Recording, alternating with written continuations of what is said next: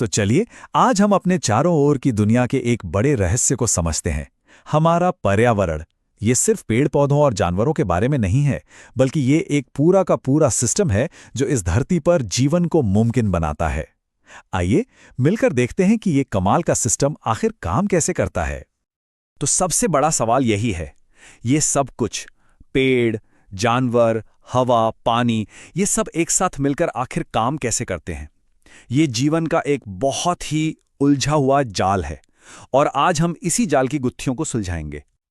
अच्छा, तो इस सिस्टम को समझने के लिए हमें सबसे पहले ये जानना होगा कि पर्यावरण का असल मतलब क्या है।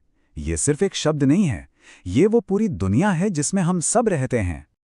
जरा सोचिए, हमारे आसपास की हर चीज, मिट्टी में मौजूद छोटे से छोटे कीड़े से लेकर हमें गर्मी देने वाले सूरज तक, ये सब कुछ पर्यावरण का ही हिस्सा है। हर जीवित और निर्जीव चीज मिलकर इस दुनिया को पूरा करती है। तो इसे ऐसे समझिए, पर्यावरण के दो हिस्से हैं। एक जिसमें जान है, यानी बायोटिक, जैसे पेड़ पौधे और जानवर, और दूसरा जिसमें जान नहीं है, यानी एबायोटिक, जैसे हवा, पानी और सूरज की रोशनी। और मजे की बात यह है कि ये दोनों एक दूसरे के बिना बिल्कुल अधूरे हैं। चलिए अब जरा और गहराई में चलते हैं और देखते हैं कि ये जीवित और निर्जीव चीजें आपस में कैसे बातचीत करती हैं। इस बातचीत के मैदान को ही वैज्ञानिक पारिस्थितिकी तंत्र या इकोसिस्टम कहते हैं। मतलब ये एक ऐसे व्यस्त शहर जैसा है जहां हर कोई, चाहे वो पेड़ हो, जानवर हो या नदी, अपना अपना काम कर रहा है और सब एक दूसरे पर निर्भर हैं, सब एक दूसरे से जुड़े हुए हैं। और हाँ, ये इकोसिस्टम अमेज़न के जंगल जितने बड़े भी हो सकते हैं या फिर हमारे घर में रखा एक छोटा सा एक्वेरियम भी। हर जगह जीवन का एक छोटा सा सिस्टम काम कर रहा होता है। तो हर इकोसिस्टम में समझिए 3 मेन किरदार होते हैं। पहले हैं प्रोड्यूसर्स, जो अपना खाना खुद बनाते हैं, जैसे कि पौधे। दूसरे हैं कंज्यूमर्स, जो दूसरों को खाते हैं, जैसे हम सब। और तीसरे हैं डीकंपोजर्स, जो एक तरह से सफाई का काम करते हैं। पर सवाल यह है कि इन सबको चलाने के लिए एनर्जी कहां से आती है, और ये एनर्जी एक जीव से दूसरे जीव तक पहुंचती कैसे है। चलिए इस एनर्जी के सफर को समझते हैं। इसका जवाब बहुत सीधा है, सूरज। पृथ्वी पर लगभग हर चीज को चलाने वाली जो बैटरी है वो सूरज ही है। अब जब एनर्जी एक जीव से दूसरे जीव में जाती है तो एक बहुत ही दिलचस्प नंबर सामने आता है, सिर्फ 10%। जी हां, सिर्फ 10%।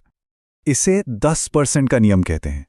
इसका मतलब है कि जब कोई हिरण घास खाता है ना, तो उसे घास की सिर्फ 10% एनर्जी ही मिलती है। बाकी 90% या तो गर्मी बनकर उड़ जाती है या हिरण की अपनी रोज की भागदौड़ में खर्च हो जाती है। यही वजह है कि फूड चेन में सबसे ऊपर बहुत कम जानवर होते हैं। एनर्जी का ये सफर है, ये फूड चेन या खाद्य श्रृंखला बनाता है। लेकिन इस चेन में एक छिपा हुआ खतरा भी है जिसके बारे में हमें जानना ही चाहिए। ये देखिए, एक सीधी साधी फूड चेन। घास को टिड्डा खाता है, टिड्डे को मेढक और मेढक को सांप। लेकिन असलियत में प्रकृति कोई सीधी सड़क नहीं है। ये तो एक उलझे हुए जाल की तरह है जहां एक जानवर कई अलग अलग चीजें खाता है। तो अब आते हैं उस छिपे हुए खतरे पर। जब कीटनाशकों जैसे जहरीले केमिकल हमारे पर्यावरण में आते हैं तो वो भी इसी फूड चेन का हिस्सा बन जाते हैं, और इस प्रक्रिया को कहते हैं बायोमैग्निफिकेशन। होता यह है कि ये जहर हर लेवल पर बढ़ता जाता है, यानी टिड्डे से ज्यादा जहर मेंढक में होगा और मेंढक से भी ज्यादा सांप में।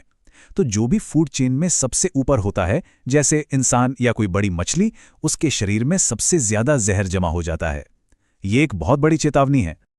इंसानी गतिविधियों का असर सिर्फ हमारे आसपास के इकोसिस्टम पर ही नहीं पड़ता, इसका असर पूरे ग्रह पर होता है।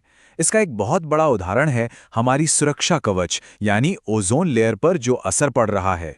हमारे वायुमंडल में बहुत ऊपर ओजोन गैस की एक परत है। समझ लीजिए, ये हमारी धरती का अपना सनस्क्रीन है जो हमें सूरज की खतरनाक अल्ट्रावायलेट यानी यूवी किरणों से बचाता है। इसके बिना शायद धरती पर जीवन होता ही नहीं। लेकिन मुश्किल तब शुरू हुई जब हमने कुछ केमिकल बनाए जिन्हें क्लोरोफ्लोरोकार्बन या CFCs कहते हैं। ये पुराने फ्रिज और स्प्रे कैन में इस्तेमाल होते थे, और ये केमिकल हवा में जाकर हमारी ओजोन परत को तोड़ने लगते हैं। अब जब ओजोन परत कमजोर होती है तो ज्यादा खतरनाक यूवी किरणें जमीन तक पहुंचती हैं। इससे इंसानों में स्किन कैंसर जैसी बीमारियां बढ़ सकती हैं और ये पेड़ पौधों और समुद्री जीवन के लिए भी बहुत नुकसानदेह है।